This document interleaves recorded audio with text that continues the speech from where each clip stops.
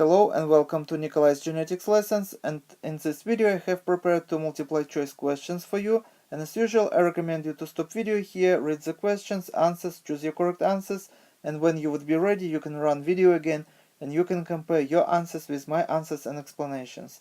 So here is the first question. When a gene regulatory protein binds to DNA, its most important interactions occur with which parts of the DNA? And here is the three answers to choose from.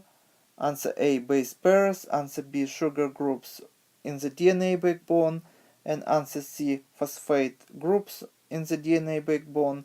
If you're still confused which answer to choose, this picture would help me to explain what's going on.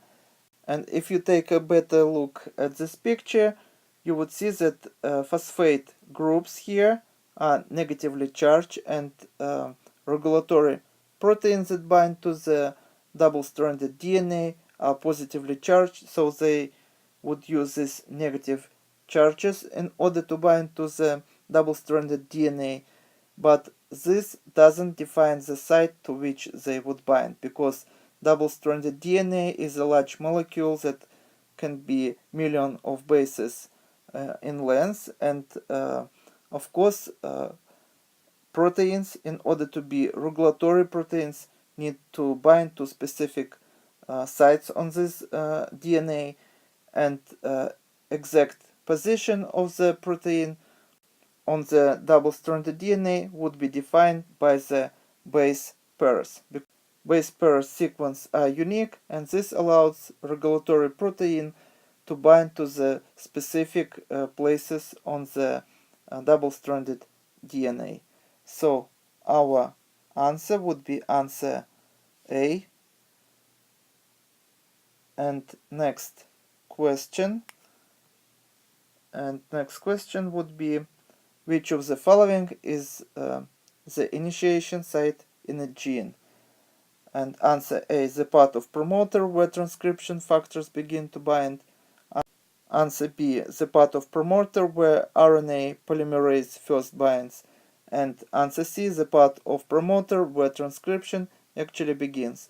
And here is a picture of the DNA, and here is a gene on this DNA, and each gene has unique promoter, and as you see, promoter is separated from the gene, and we can find it at the upstream region of the gene. So if this is going to be 5' end here and 3' end here, this regulatory sequence can be found about hundreds and sometimes thousands of bases in the upstream region of the gene.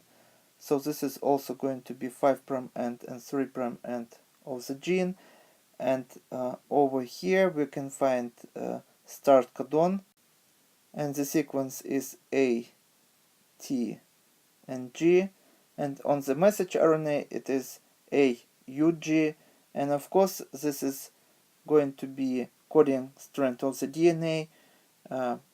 We can also use template strand of the DNA, and the sequence would be different.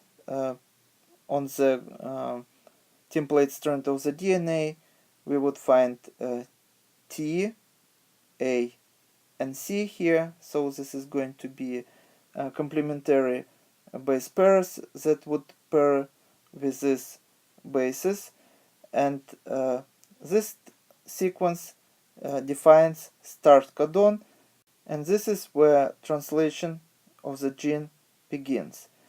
But actually message RNA would be much longer.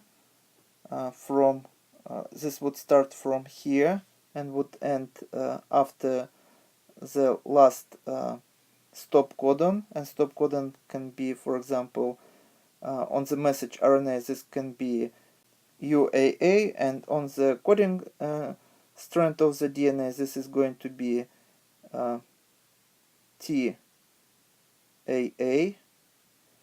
And actually transcript would be larger than gene itself. So this sequence here, that is before start codon, we call 5' end UTR, 5' end untranslated region. So this would be transcribed but not translated. And this sequence here we call 3' end UTR. And once again, this is going to be sequence that is going to be transcribed but not translated. And this sequence in between first start codon and last stop codon, this is going to be the gene itself. Of course, in eukaryotic organism, this also would include introns that would be exist later.